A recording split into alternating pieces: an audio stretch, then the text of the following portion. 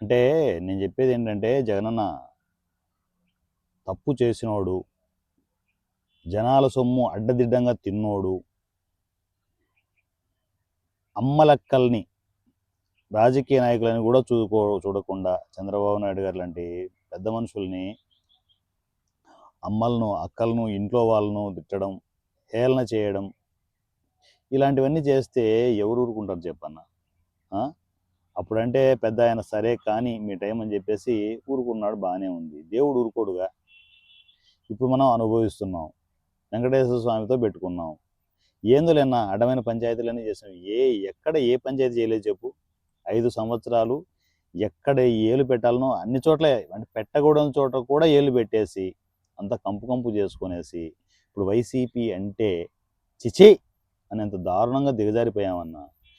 మనము ఏం మొహం పెట్టుకొనేసి జనాల్లోకి వెళ్తాం? ఏం మొహం పెట్టుకొని ఓట్లు అడుగుతాం?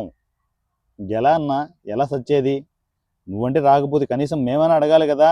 ఇదిగో వైఎస్ఆర్సీపీకి ఓటేసి చావండి అని చెప్పేసి జనాలను మాట్లాడేంత డేరు అది ఉండాలి కదన్నా, ఆ కెపాసిటీ ఉండాలి కదా.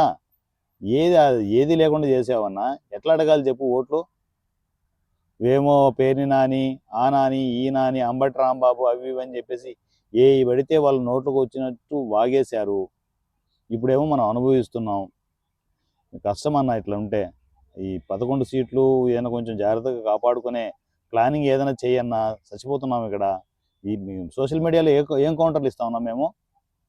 ప్రతి చోట బొక్క ఉంటే ఏం కౌంటర్లు ఇస్తాం మేము? అన్ని బొక్కలే వైఎస్ఆర్సీపీలో అనేది జనాలకు అర్థమైపోతుంది. సో ఏం మాట్లాడినా ఏం చేసినా కూడా జనాలు వినే పరిస్థితుల్లో లేరు జగన్ అన్న. సరే, ఇంకా ఫైనల్ ఆప్షన్ ఏంటి? డబ్బులు పంచడం. 5,000 కాకపోతే 10,000, 10,000 కాకపోతే 20,000 అన్న ఓటుకి కానీ చేద్దాం. కానీ 20,000 ఇచ్చినా కూడా వాళ్ళు జేబులో పెట్టేసుకునేసి మళ్ళా కూటమికి కుదిరితే పరిస్థితి ఏంటి అనేది నాకు అర్థం కాని క్వశ్చన్. ఒకసారి ఆలోచించు జగనన్న.